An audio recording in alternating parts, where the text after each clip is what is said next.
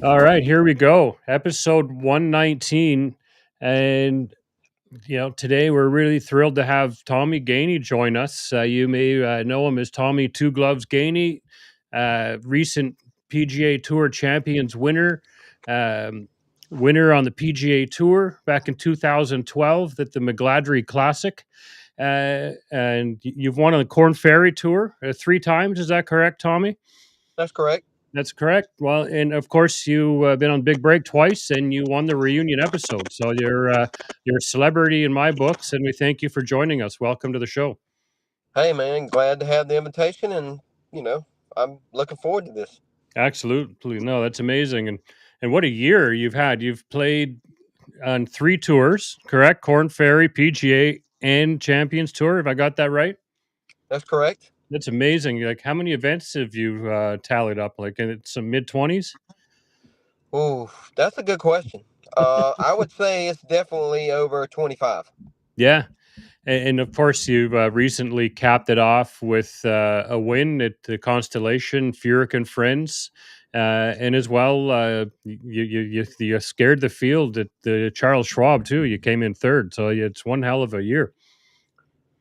You know, it is. It's I haven't had the chance or the opportunity to sit back and just reminisce over the year. Because the start of the year was not very good, but the Yeah, end of the year was very good. So I just hadn't had the time. I just got back, and then I got into the RSM. I went down there to see Allen this past week. Didn't play all yeah, that great, but just going from Phoenix, having to take a red eye, having to get to RSM just in case somebody pulls out, and somebody did. I got in last man in the field, and yeah, it's just been a whirlwind. For yeah, the last 3 months, it's just been a whirlwind, and now we're getting close to Thanksgiving. It's Thursday, yeah, so I have an opportunity right now to just sit back, hang out with the family, play golf a little bit with the family, hang out, and just reminisce of what a year. I mean, it went yeah. from being bad to really good. So there's been a lot of things during the year that you can sit back and kind of go over and say, well, wow, that was bad. Wow, this is good. So, I'm just trying to reminisce right now with the family. Yeah, no, it's amazing, and that's golf for you, right? There's days where you, as golfers, no matter what level, if you're an amateur competitor or whatnot, it just punches you in the face, and then the next week, boom, the light clicks, and you catch fire, which you obviously have done. And then, what are your plans for the holiday? You're going to, you traveling, or you just stay local and reflect? Well, I'm gonna stay Yeah, stay home. I've got my wife's side of the family are coming in from yeah, Sandersville, Georgia. So they'll be coming in tomorrow, Wednesday. So get ready for Thanksgiving. But I'm gonna hang around here, and then at Christmas, my family and I will travel to Sandersville, Georgia, to hang out there at their place for Christmas. We rotate, which is the yeah. best way to do it. There you go. They come here for Thanksgiving, we go there for Christmas. And So it's the only way to do it, and I'm happy with it, and they're happy with it. So yeah. no issues. And have you thought about next year yet? Like what your schedule is going to look like? Are you just going to go for it and play everything you can on Champs Tour? Do you foresee perhaps like playing a little PGA as well, where you're exempt or get invites? Or Well, that's a really good question. I think I just turned hmm 50, obviously, as everyone knows. I think my goal is to play yeah, unless health becomes an issue, or my son graduates. Thomas, he graduates in May. So that's if right. there's a champions event that week, then obviously I'm gonna take that week off, Yeah, and it'll be such a special time for me. And wow, it'll be kind of a sad time as well, because number one, my my oldest son is graduating high school, yeah, and he signed with college, or he's going to Coca College. So it's just it's a lot of mixed feelings. I mean, wow, you say he's graduating. Wow, I'm getting old, yeah, and what a great accomplishment. You know, for him to be graduating high school, and couldn't be happier for him. yeah. Of course. And and he's a Div 1 ranked player, is that correct? He is. Yeah. He is. He's a player. Yeah. I believe you're talking with Raf. We might have him on the pod in the next couple of weeks, and we would love to learn about what he's got in store. Oh, absolutely. I mean, he would love to come on, and I'm trying to get him to do it next Monday after he gets out of school. And Yeah. it'll be. He's saying, why would they want me? And I told him, I said, I can't answer that. So they Yeah. want to talk to you. You take an invitation. You never turn down an invitation to talk Yeah. to someone on a podcast, because put your brand out there, and he has a Yeah. brand. Absolutely. And you've inadvertently developed a brand yourself, right? Like if we go back quite a ways, you started off playing baseball and got used to the two gloves, and then you've taught yourself the golf swing. Is that correct? That is correct. Yeah. No, amazing. So what did you when you decided to get into golf, what were you working on as a golfer? Were you just banging balls, or did you have 'cause obviously you got amazing hip rotation and you got a way you find that slot, which is the impact position is very friendly for you. So which is a key to success in golf. Right. Well, they always say, the last foot is the only thing that matters. Doesn't matter how you take away, but as long as that last foot is golden, then you're good. Yeah. Basically, I took a baseball swing and it just turned it into a golf swing, and that's Yeah. all it is. I grip it just like a baseball bat. I don't know if I hit it like a baseball, but I'm just lucky and blessed, because at the end of the day, or I guess we should say at the start of the day, without God giving me all this ability and without God at all, I'm not here. My parents are not here. None of us are here. So Yeah. he's the one that blessed me with all this ability. And this is his plan for me, is to play golf for a living. And, one of the biggest things about it is I have a platform now, playing Yeah. on the Champions Tour, like I played on the PGA Tour, to help people. And that Yeah. was my goal, because, when I first met Darius and I got to know Hootie and the Blowfish, all those guys, I realized what they sacrifice over the years, Yeah. the time they sacrifice, the concerts they do for no credit, just to get school supplies to all these schools to help out underprivileged kids and underprivileged schools. That's something that I got very interested in, because you know Yeah. what? It what kind of feeling can you get by helping someone, Yeah. especially a child? It's just such a great feeling, and you feel like you're doing something good, especially when you're helping kids. Absolutely. And Tommy, we got a bit of microphone feedback on your end. Are you able to maybe position your phone a little different? We got a bit of feedback. All right, is it better? No, yeah, I don't know what it is. We could just be we're picking up some interference somewhere along the line. Yeah, that's good visually. Yeah, it is what it is. We'll just carry on. It's actually that's a little better. Okay. Um, but and that's one thing that the golfers who know the game, they realize there's the huge charitable component to the sport, and in the pro game especially. So to get yourself in a position where you can give back and help out in the in the charities of your choice, and wherever that may be, is amazing. That's one thing that golf really delivers a lot to people, throughout communities right across all the tours. So, is there anything you're working with now that it's closer to your heart, or anything you want to give a mention to? Not really. I'm just living the dream. I'm very blessed Yeah, to be in this position, to play golf for a living, to make a lot of money. But it's never been about the money for me, and I know that's crazy, because people are saying, when they're listening to this podcast here, they're saying one thing: Why is he talking about yeah, money? Money's not everything, because I grew up poor. But I can tell Hmm. you what is to me is playing in golf tournaments, winning trophies, leaving Yeah. a legacy for my boys and my family and my friends, Yeah. that they can be proud of. They can say, well, he was a really good friend of mine, and look at the legacy he left for his two boys and his Yeah. family. You know, stuff like that you can't spend. Hmm. That's in stone. That is etched in stone. Yeah. It's always been about trophies, but that's fine that money comes with it. I got no problem with that. But Yeah. it's never about the money. It's always about the prestige of winning golf tournaments and accepting the trophy because Yeah. that's a very special moment.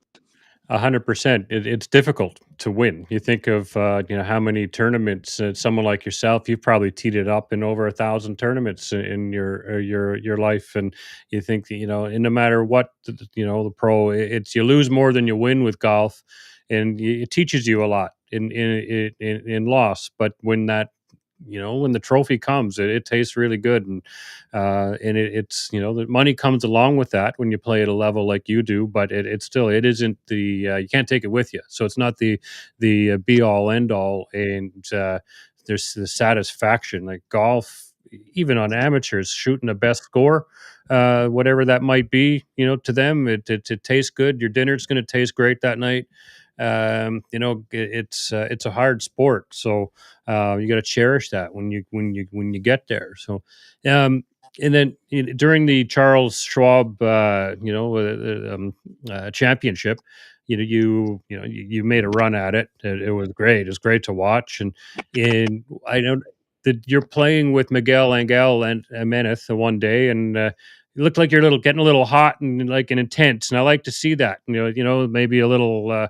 Expletive slips out and whatnot. But what's it like when you play with a character like Miguel, and who sort of, he's got this persona on the course, and you're in your own worlds. And what's it like when you're in the ropes and battling it out with characters like that?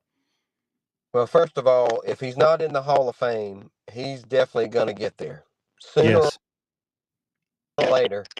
His career is fantastic. Yeah. Now you talking about what kind of person he is. He is a trip. He is cool to hang out with. Him Yeah. smoking those stogies, those Yeah. big cigars and gas. It's just when I first got out here and I met some of these people, I got welcome in first of all, and Yeah. I guess when you turn 50 and you're the new guy, so to speak, there is a point where you play with some of these guys and you start playing well. I mean, do they really want to welcome you into their, I guess you could call it a clique or their Yeah. family, so to speak? Would they welcome you in, or would they just try to shut you out or shut you to the side or shove you to the side, so to speak? Yeah. Um, but I've been welcomed by everyone, and it's just been such a blessing. Okay. But Miguel is, I call him the most interesting man in the world. Well, it's funny. And I was going to say that. I mean that in the most complimentary fashion.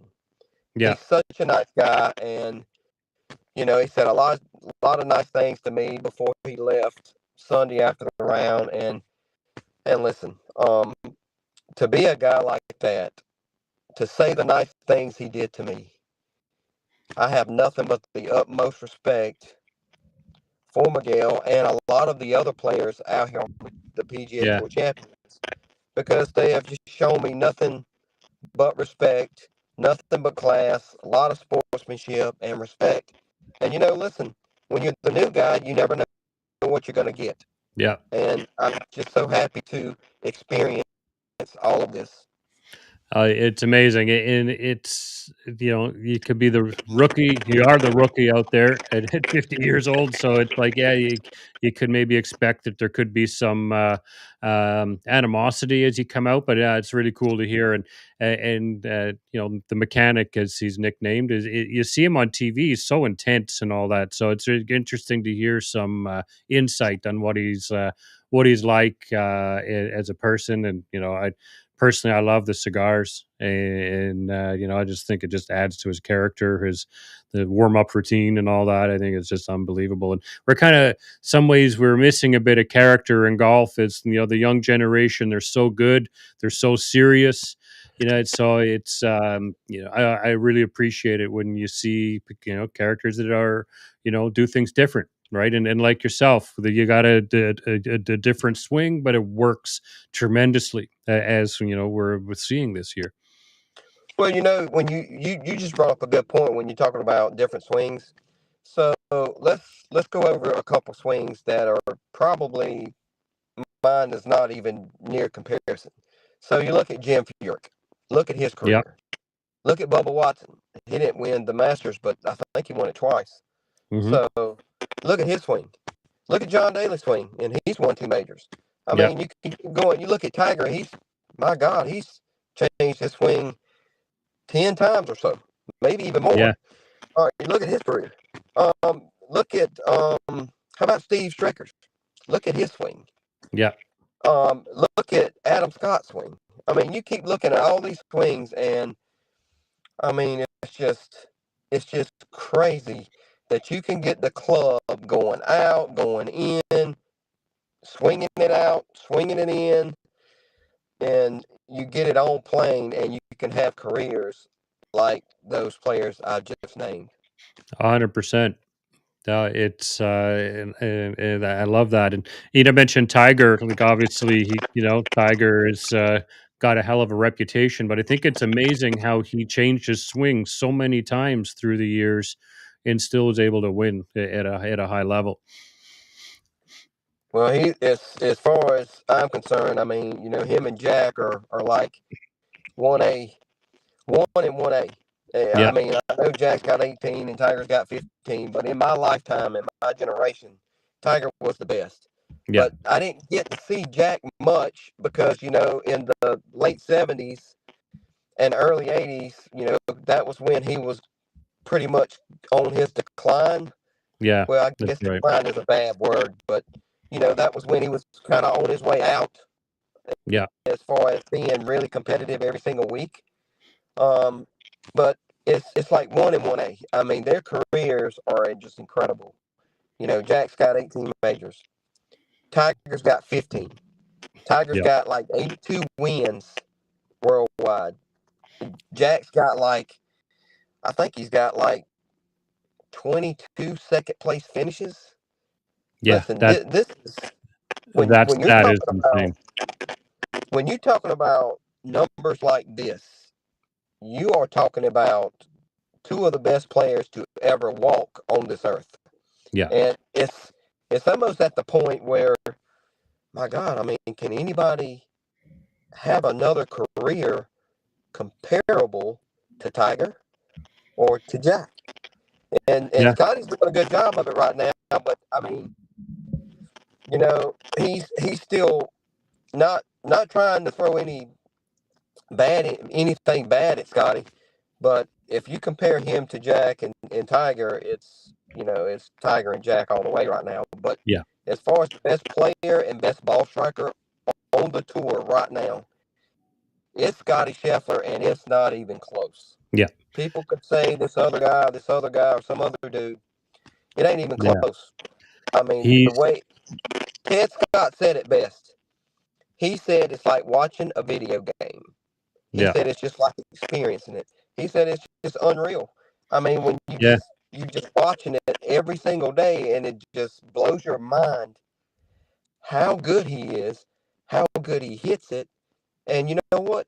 The last 2 years, he's improved on his putting. That's the only Yeah. thing that's keeping him from winning like Tiger did, because Tiger was like, I don't know, 40% chance of winning every time he teed it up. Yeah. It was That's wild. what Scott is headed to if he gets his putter improved even more. Yeah. No, exactly. And again, talking about unique movements.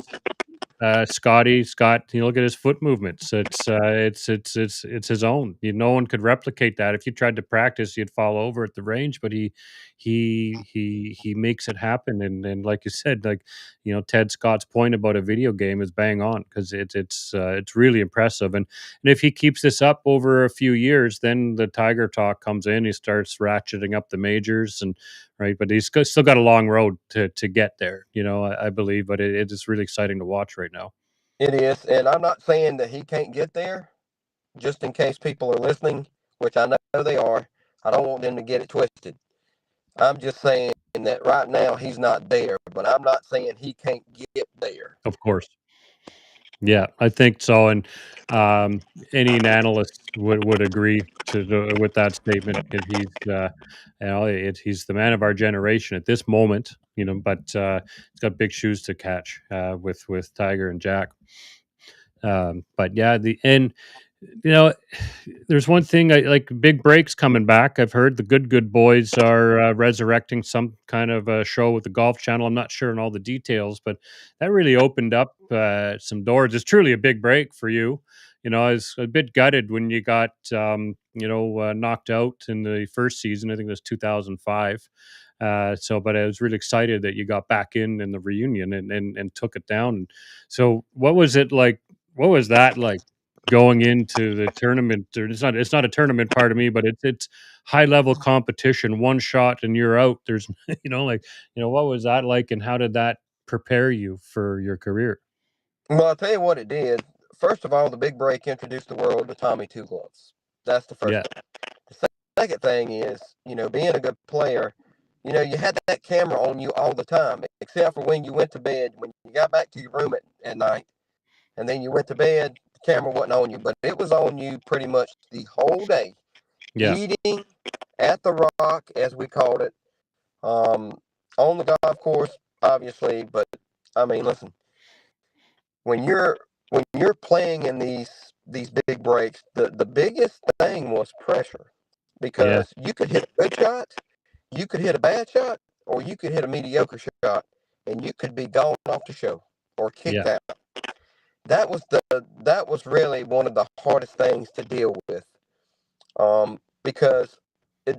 I mean, somebody you could hit a really good shot, but somebody or a few others could hit a better shot than you did, and you get yeah, eliminated, and they don't. yeah, So but it's like you say, it's going to be interesting to see with the good guys being involved with the Golf Channel on the big break. yeah, I think it's a great show. I think it's going to bring viewers yep, back to reality on how good of a show it was before. And I'm yeah, sure in this day and time, they won't have no problem getting talent, getting the personalities, get getting the hot chicks or the hot women that are really good at golf, and some of them that are not quite as good, but they have that personality that you look yeah, for. They yeah. That's gonna sell. It's gonna sell. It's gonna bring more eyeballs in, and everybody's gonna love it.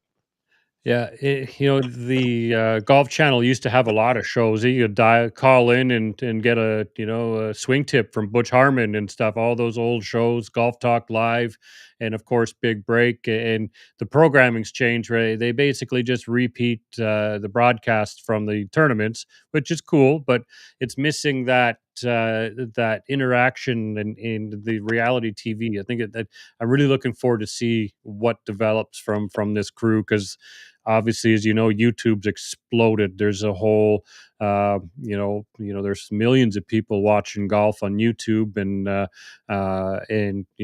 got Bryson DeChambeau and Phil, and all these guys are all taking advantage of YouTube and building a brand, and it's so I'm looking forward to seeing where this goes. Well, I hope that and also you got to you got to have a good host. You got to have a Yes, host that knows what they're totally. talking about. I mean, you can have a lady, or you can have a man, or you can have one of each. But Yeah, it does matter. It does matter in this big break who you got hosting the show, whether it's a good-looking woman or if it's a man or whatever.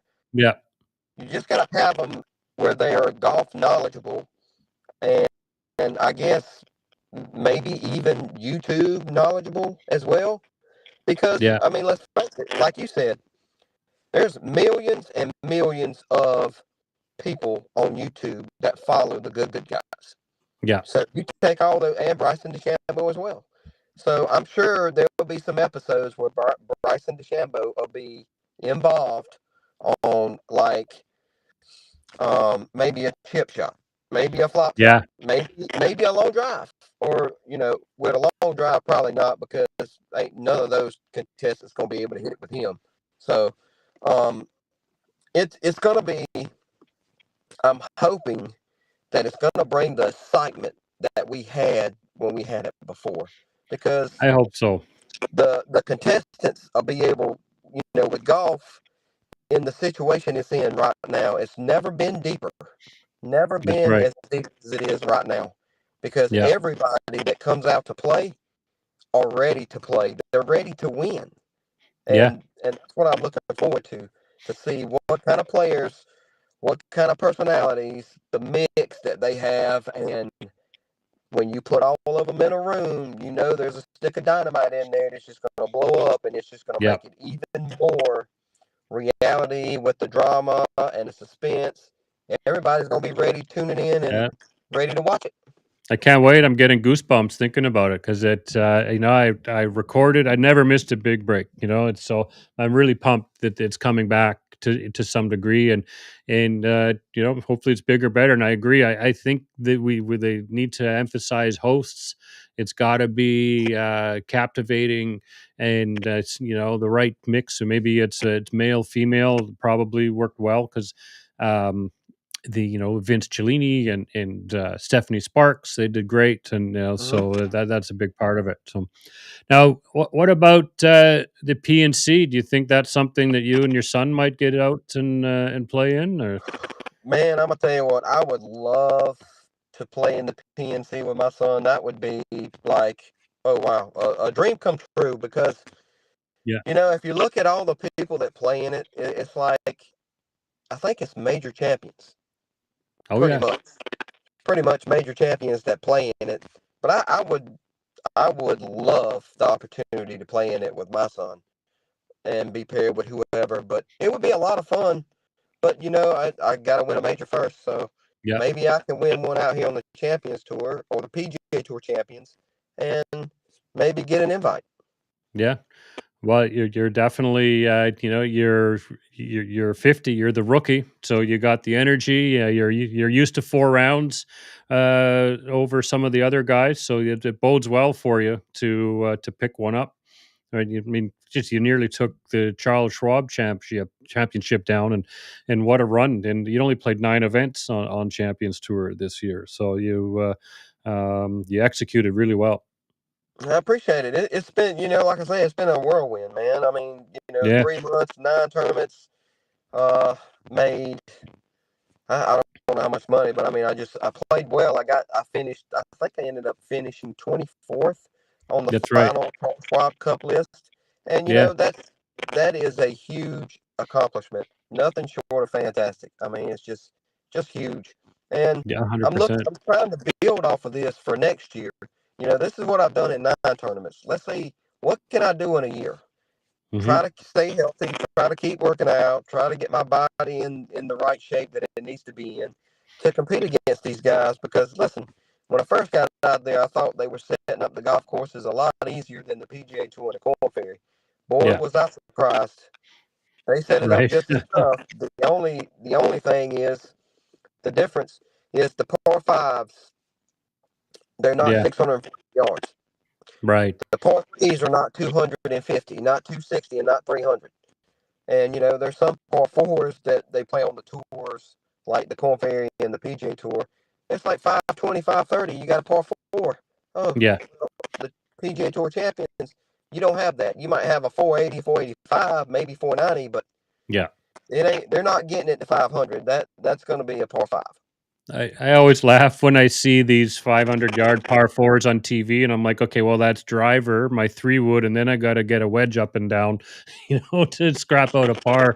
So it's impressive. But yeah, you take away that distance on the Champions Tour, and then it bodes well for the crowd. Maybe a couple more birdies, and it makes it entertaining for everybody to watch. And and it's the Champions Tour depth is really improved, right? As more and more 50-year-olds come eligible. It's really improving. And then this year, the big cat Tiger Woods is going to get to level 5, and hopefully he goes out there and plays. So, any thoughts about that? You could be paired with him next season.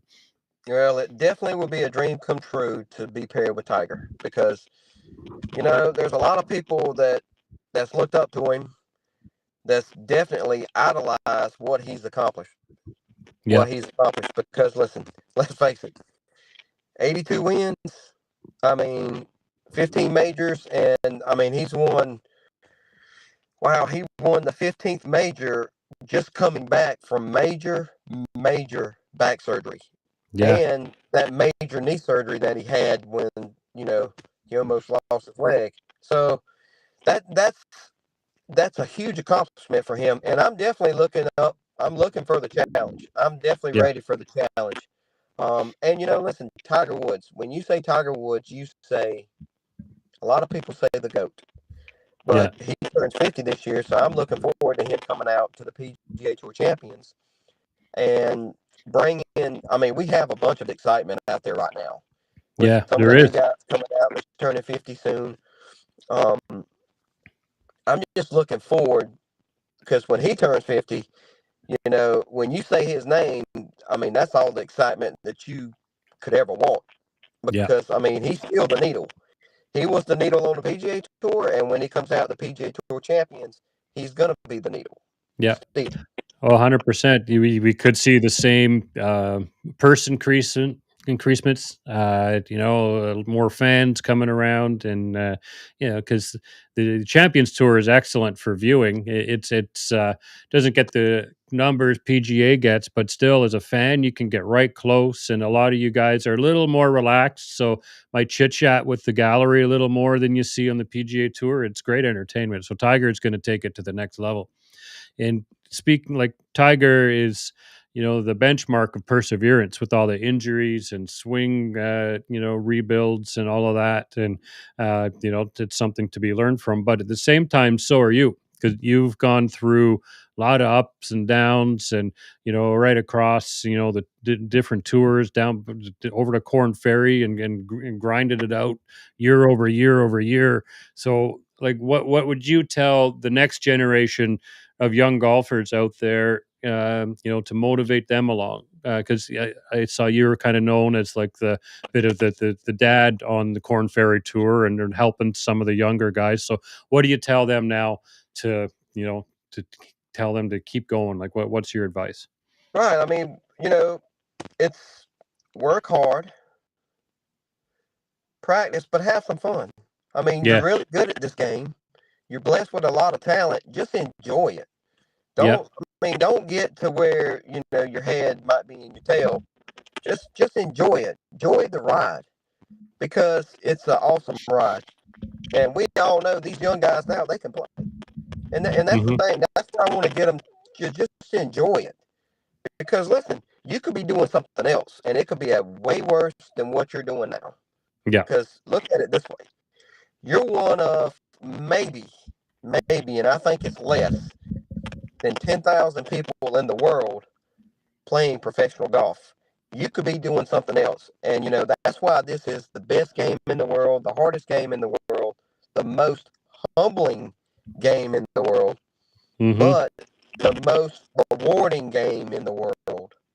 So, and all that being said, it's all about having fun and enjoying playing in all these golf tournaments all around the world. I mean, you're playing all across the U.S. You get to play out of the world, out of the country as well. So you get to yeah, see all these great places. You play all these great golf courses. That is They are always in exceptional shape unless weather has caused some issues. Yeah. But all these places that you play, St. Andrews, what a place. Carnoustie, another great. You play Jack's tournament. You play Quail Hollow here in Charlotte. Wow. I mean, Pebble Beach. I mean, needless to Yeah. say, Pebble Beach. I mean, that's got to be on the bucket list. 100%. They're all the courses you mentioned are bucket list courses, and uh, you get lucky to play them in their most pristine condition in a professional event. So no, absolutely, that's great advice. So, well, Tommy, I really appreciate you coming and joining us. And I feel like I've known you already because I've watched you, throughout the career from back in the mid 2000s. So and we wish you tremendous success. Maybe you'll come back next year and give us an update on, and hopefully you have a couple more trophies to show off at that point. Yes, sir. I'm hoping to have a few more trophies, and well, I can definitely be in contact with you through the DMs on Twitter, and Sounds if great. y'all want me to come back on anytime soon or whatever, just hit me up. I'll be glad to, man. I I don't Amazing. I don't mind doing this at all. This is a lot of fun for me. Love it. Love it. I'd like, it'd be, I'd love to get on a pro-am team with you someday down the road. Well, you never know, but, but no, Yeah, that's that great. that would be fun, and Yeah. I'll talk to my son and try to work it out for next Monday if that's good with you. Sure. Yeah, absolutely. No, great. Well, and thanks everyone for watching now or listening in the future. Please hit subscribe, like, and follow us. Trip that algorithm for us. We appreciate it. And thanks again to Tommy Gainey. And we wish you the best next year, Tom.